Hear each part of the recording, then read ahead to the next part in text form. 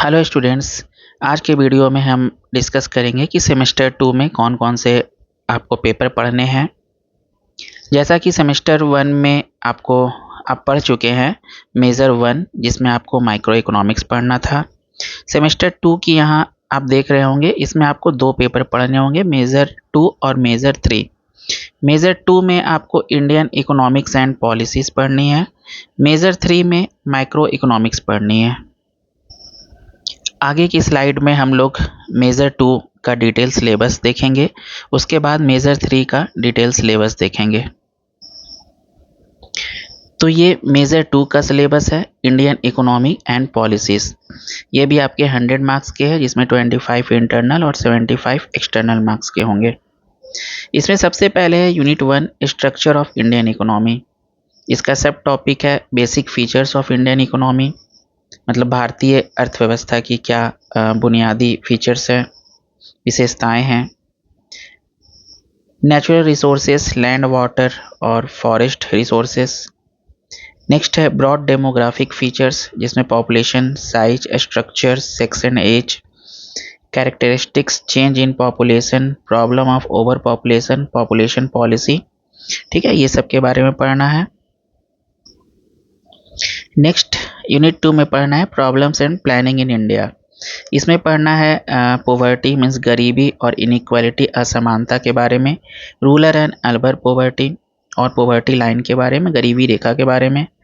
Next है problem of unemployment, ठीक है, बेरोजगारी की क्या समस्याएं हैं, रूरल एम्प्लॉयमेंट, अनएम्प्लॉयमेंट और मनरेगा के बारे में पढ़ना है। नेक्स्ट है प्रॉब्लम ऑफ राइजिंग प्राइसेस, मतलब जो कीमत बढ़ रही है उससे क्या क्या समस्याएं आती है। Next objectives, strategy, achievement and values of planning in India. Bharat में जो योजनाएं, पंचवर्षीय योजनाएं बनाती है, उसके बारे में यहाँ पढ़ना है। एनालिसिस ऑफ करेंट प्लान, अभी वर्तमान में कौन सा प्लान चल रहा है, नीति आयोग के बारे में।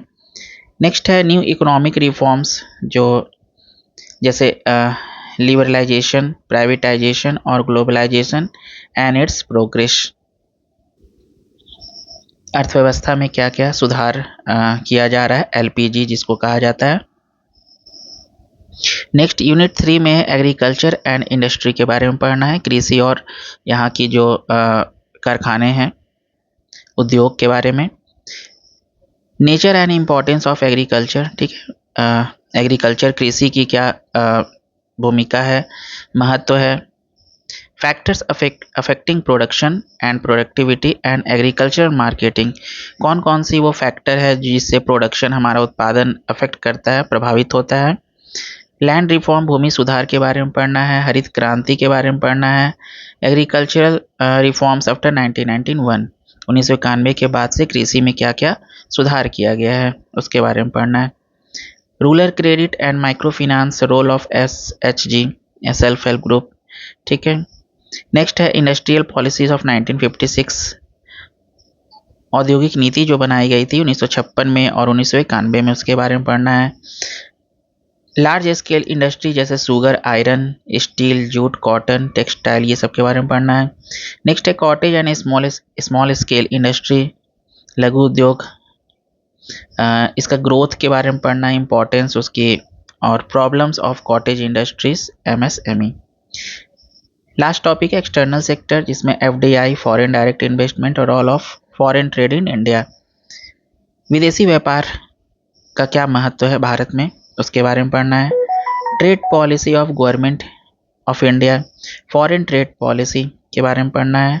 फॉरेन कैपिटल एंड एड, विदेशी पूंजी या सहायता के बारे में पढ़ना है, और सहायता। India's exchange rate policy, foreign exchange account, convertibility, multinational corporation MNC के बारे में, FERA, फेरा और फेमा के बारे में। Next and last unit, economy of Jharkhand. Okay, Jharkhand की अर्थव्यवस्था के बारे में पढ़ना है, जिसमें से पहला है कैरेक्टरिस्टिक्स ऑफ झारखंड इकोनॉमी, ठीक है, झारखंड की इकोनॉमी की क्या विशेषताएं हैं। झारखंड में कृषि के बारे में, इसका growth, importance, role of horticulture, fishery in Jharkhand, मत्स्य पालन जो किया जाता है, मछली पालन वगैरह। मेजर मिनरल्स इन झारखंड, ठीक है। झारखंड में जो खनिज है जैसे कोयला, iron, bauxite, mica. Large scale industries इन झारखंड, वृहत उद्योग जो है जैसे टिस्को है, बीएसएल है, हिंडाल्को है, एच एच सीई है।